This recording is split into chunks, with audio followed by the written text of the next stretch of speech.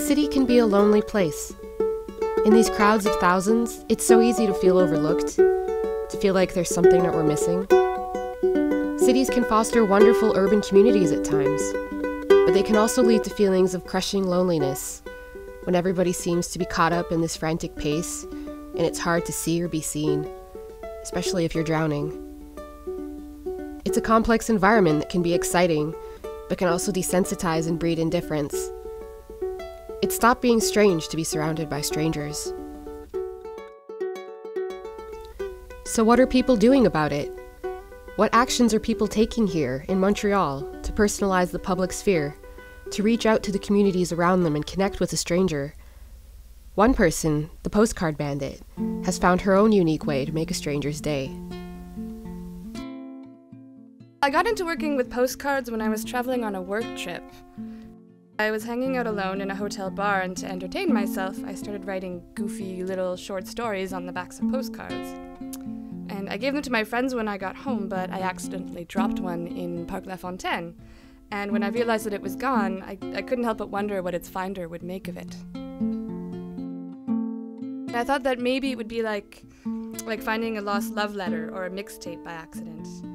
Because I've always been fairly intrigued about finding that kind of stuff, like private messages in public places, and things you know that somebody else has touched and cared about. I mean, these things are like treasures now, because who sends postcards anymore? Who writes love letters or makes mixtapes? So I started writing my little stories and leaving the postcards in random places, like on the bus or wedged into the sofa at a cafe. And I think the funnest part of the whole thing was the feeling I got of reaching out, of being connected to people I may never meet.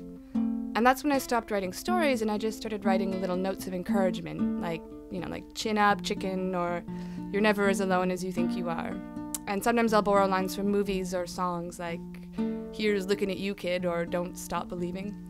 I know it's kind of corny, but that's fine, because I just hope that somebody will find my card and it will make them smile and break up the routine of their day a bit.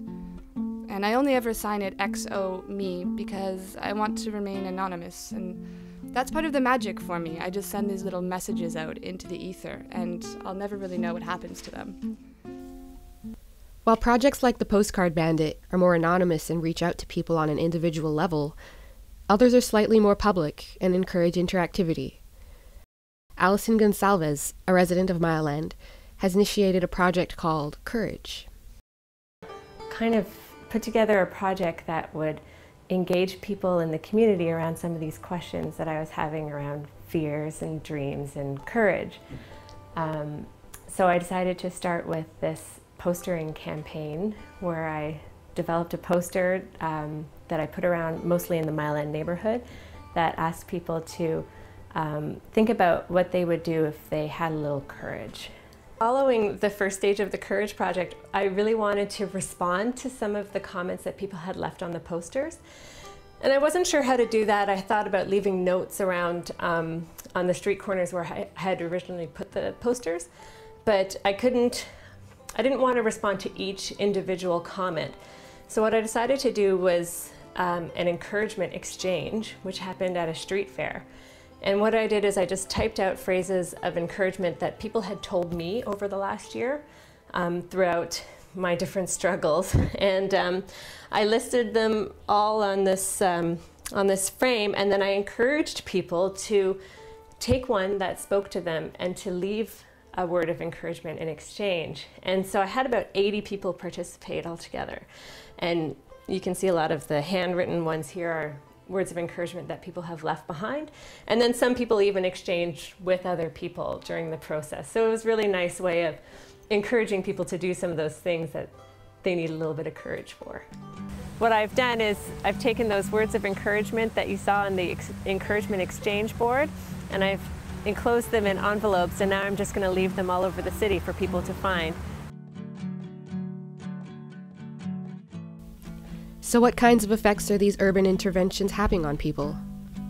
Billy Mavrias, a Mile End-based artist and co-owner of art boutique Monastiraki, found a Courage Project envelope outside of his store.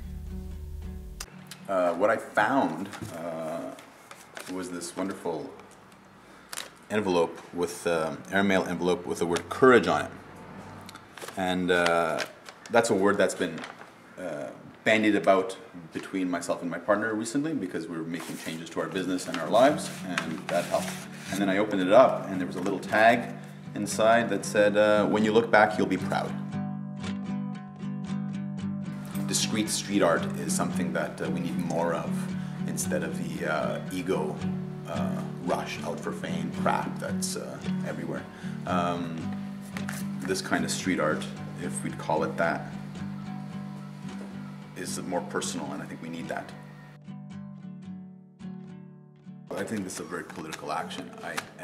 When artists do that kind of thing to jog us out of our complacency and just remind us that we could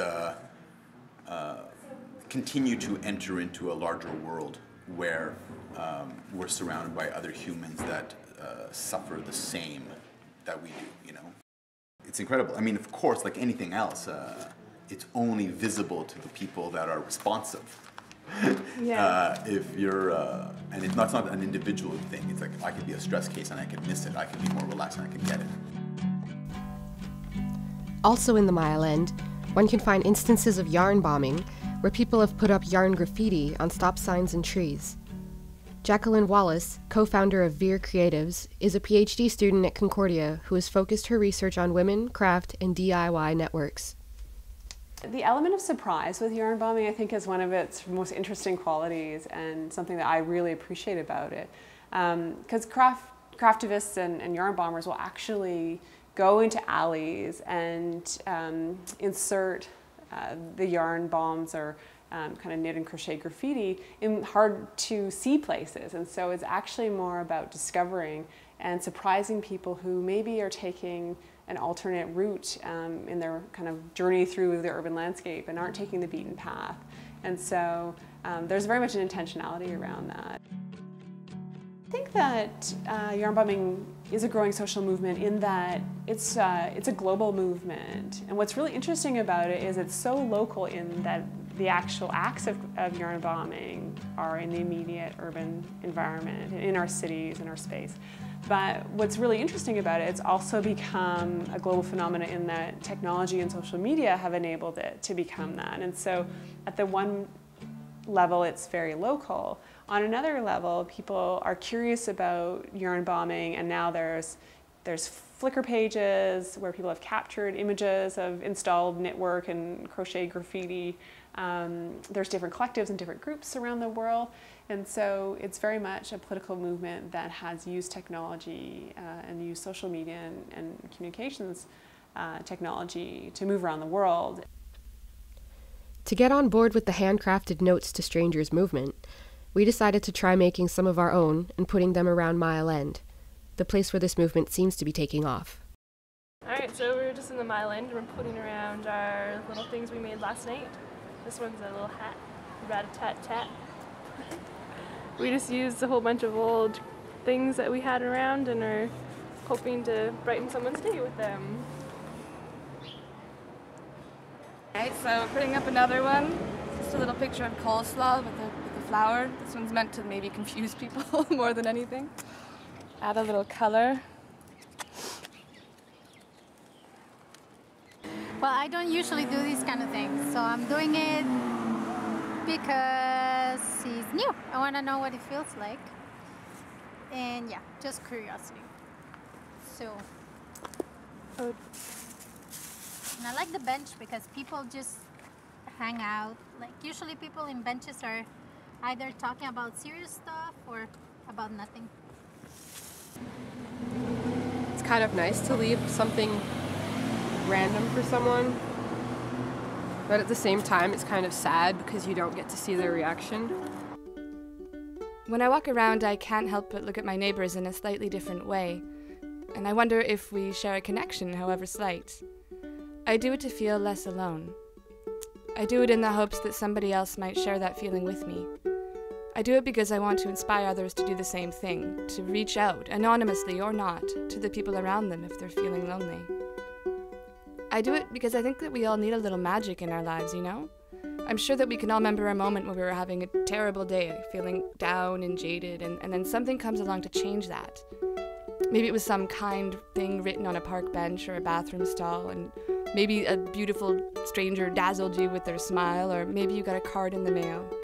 But whatever it was, it helped to flip your awful day around, like, if only for a moment. Maybe my intentions are selfish, but I know that I'm not the only one. And if you look close enough, you'll see these little urban interventions everywhere. They're like messages in a bottle, communication between strangers who are connected somehow by the city streets that carries these notes between them.